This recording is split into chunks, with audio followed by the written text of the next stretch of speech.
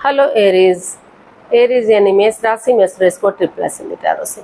तो आज हम एरीज यानी मेष राशि के लिए जनरल रीडिंग करेंगे। ये रीडिंग उनके लिए है जो नो कांटेक्ट में है, जिनका सेपरेशन या ब्रेकअप चला हुआ है, दूरियां बनी हुई है, पार्टनर से बातें नहीं हो पा रही हैं।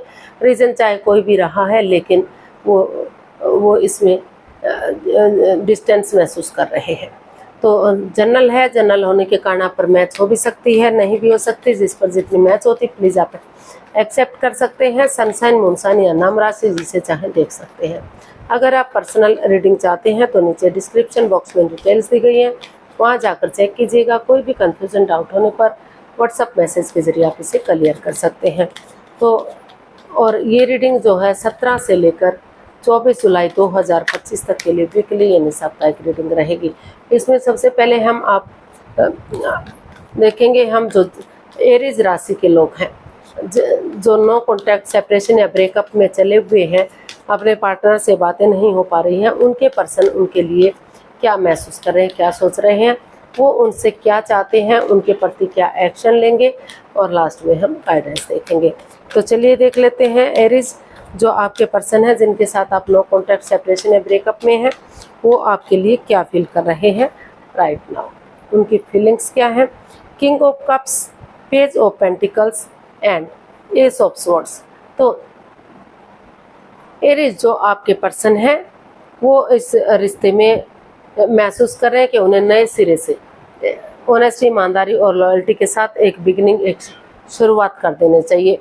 एक बच्चे की एनर्जी के साथ, जैसे बच्चा इनोसेंट होता है, लॉयल होता है। तो एज डिफरेंस हो सकता है कोई विडो या विडोवर रहा हो, या डाइवोर्सी रहा हो, या कोई और रीजन रहा हो, लेकिन इसमें दोनों के बीच में एज डिफरेंस हो सकता है।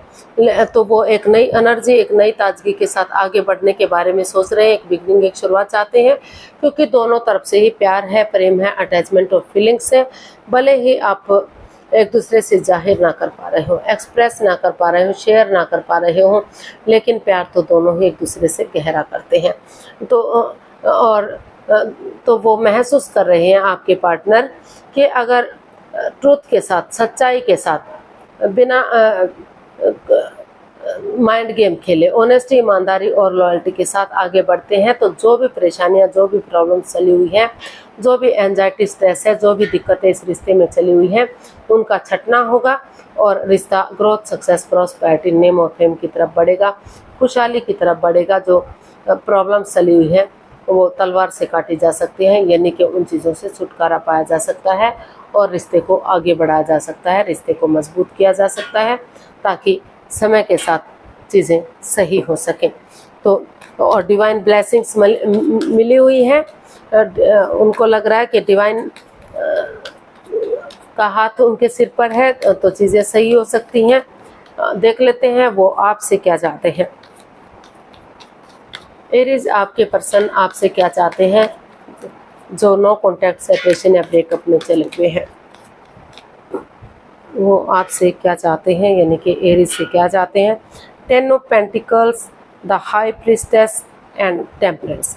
तो एरीज जो आपके पर्सन है वो आपसे चाहते हैं कि आप इस रिश्ते को हील करें, मेडिटेशन करें, स्पिरिचुअल ग्रोथ करें, यूनिवर्स पर छोड़ दें कि जब सही समय होगा, वक्त सही होगा, तो चीज़ें आगे बढ़ेंगी, और वो अपनी विजडम, नॉलेज गेन करें, विवेक के साथ, धैर्य के साथ वो इसमें काम लें। जब सही समय हो, सही वक्त हो, तो धीरे धीरे करके इस रिश्ते में आगे बढ़ें, एक बिगनिंग, एक शुरुआत करें।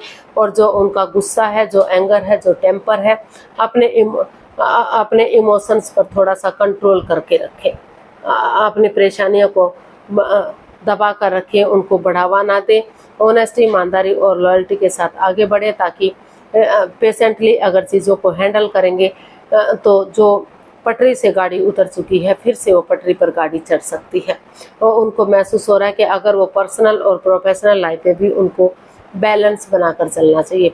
पर्सनल काम में जैसे घर गृहस्थी के काम है, बच्चों के प्रति कोई काम है अपना, तो उन चीज़ों को अहमियत दें, और प्रोफेशनल लाइफ में बाहर वाले कामों का निपटारा करें। उसमें अगर बैलेंस बनाकर चलेंगे तो घर में सुख शांति रहेगी, प्रेम बना रहेगा, चीज़ें आगे बढ़ने में मदद मिलेगी। और वो चाहते हैं कि वो उनसे बहुत ज़्यादा ना तो बातें करें, ना ही बातों को बिल्कुल बंद कर दें, क्योंकि इससे भी रिश्ते पर इफ़ेक्ट पड़ता है। अगर बहुत ज़्यादा बातें करते हैं तो हो सकता है कि उनको महसूस हो कि वो दिखावा कर रहे हैं, और बातें नहीं करते तो हो सकता है कि उनमें ईगो आ गई है। तो हर सिचुएशन को थोड़ा सा हैंडल करके चलें, सोच समझ कर चलें, ताकि बैलेंस आ जाए, equal give and take of energy आ सके, सिचुएशन सही हो जाए और यूनिवर्स की ब्लेसिंग्स के साथ फिर से रिश्ता ग्रोथ, सक्सेस, प्रॉस्पेरिटी, नेम और फेम की तरफ बढ़े। इसमें वो परिवार या फैमिली का सपोर्ट ले सकते हैं, उनकी हेल्प ले सकते हैं, उनकी मदद ले सकते हैं, बड़े बुजुर्गों का आशीर्वाद ले सकते हैं, ताकि रिश्ता फिर से एक फैमिली, एक परिवार बन सके, खुशहाली आ सके। और जो हो सकता है कि किसी पैसे या लेन देन के ऊपर कोई प्रॉब्लम आई है तो उनका भी यहाँ उनसे भी छुटकारा मिलता दिखाई दे रहा है। जिसके यहाँ पैतृक संपत्ति के लिए कुछ तो मैं हो रही थी, तो कुछ लोगों को पैतृक संपत्ति के भी मिलने के आसार दिखाई दे रहे हैं। तो अगर माँ बाप से, परिवारजनों से बना कर रखेंगे, उनका आशीर्वाद लेंगे, तो चीज़ें आगे बढ़ने में काफ़ी मदद, काफ़ी हेल्प होगी। तो देख लेते हैं एक्शन क्या लेंगे। एरीज के पर्सन एरीज के प्रति क्या एक्शन लेंगे, चलिए देखते हैं। एरीज आपके पर्सन क्या इसमें एक्शन लेंगे।